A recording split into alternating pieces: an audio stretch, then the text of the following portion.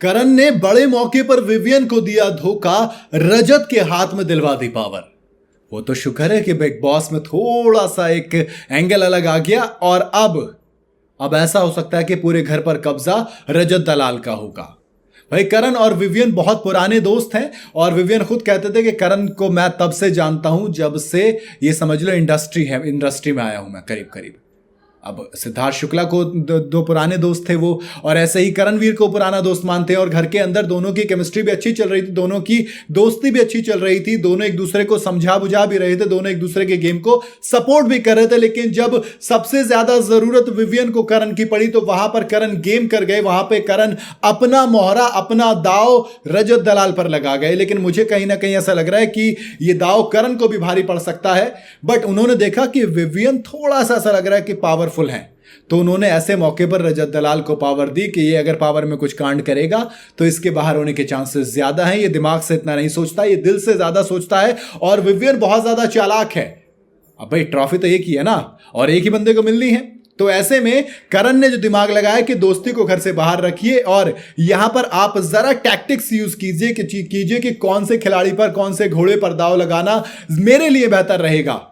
दरअसल big boss का weekend का वार था। सलमान खान ने कहा कि आ जाइए जरा टाइम के तांडव वाले रूम में।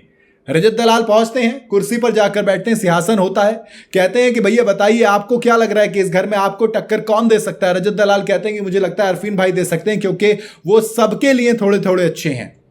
फिर कहते हैं सलमान खान कि भैया हमने फ्यूचर देखा और हमारे फ्यूचर के मुताबिक आपको बिग बॉस का लाडला यानी कि विवियन डिसेना टक्कर दे सकता है। तो फिर विवियन को भी रूम के अंदर बुला लेते हैं और फिर 5-6 ईंटें रखी होती हैं नीचे और कहा जाता है कि जो भी आज ये टास्क जीतेगा उसे घर का कंट्रोल मिल जाएगा।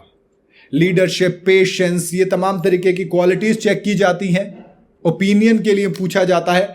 इन तमाम चीजों में क्या होता है, जो अविनाश है वो खुलकर विवियन का सपोर्ट करते हैं और इससे बिल्कुल उलट करण करते हैं रजत का सपोर्ट। मतलब घर में अलग अलग चीजों पर वोट किए जाते हैं तो फिर 3-3 वोट दोनों को मिल जाते हैं, यानी कि 3 वोट रहते हैं रजत के पक्ष में, 3 वोट रहते हैं विवियन के पक्ष में, यानी कि मामला टाई हो जाता है। अब ऐसे में सलमान खान पूछते हैं किससे, करणवीर मेहरा से, कि करण में अगर आपको एक वोट दिया जाए कि भाई आप एक वोट चाहिए ना, मैं तो अब टाई ब्रेकर चाहिए, आप जिसको वोट दोगे घर की पावर उसे मिल जाएगी। तो करण कहते हैं मेरा वोट, मतलब मुझे ये लग रहा था कि करण का वोट सीधा सीधा विवियन को जाएगा। विवियन भाई मेरा दोस्त अगर एमएलए बनेगा तो मुझे फायदा मिलेगा और इलेक्शन की बात है, कंपटीशन की बात है, अगर वो जीतेगा तो मेरे काम आएगा। लेकिन इन सबसे उलट करण ने अपना वोट रजत को दिया और पूरा एक्सप्लेन किया कि भाई देखो रजत जो है ज्यादा साफ है, ज्यादा ओपिनियन, अपनी बात पे अड़ा रहता, तमाम चीजें होती हैं। अब ये वाली एक चीज देखकर ऐसा लगा कि करण वाकई में इंडिविजुअल गेम खेल रहे हैं, बहुत चालाकी से गेम खेल रहे हैं।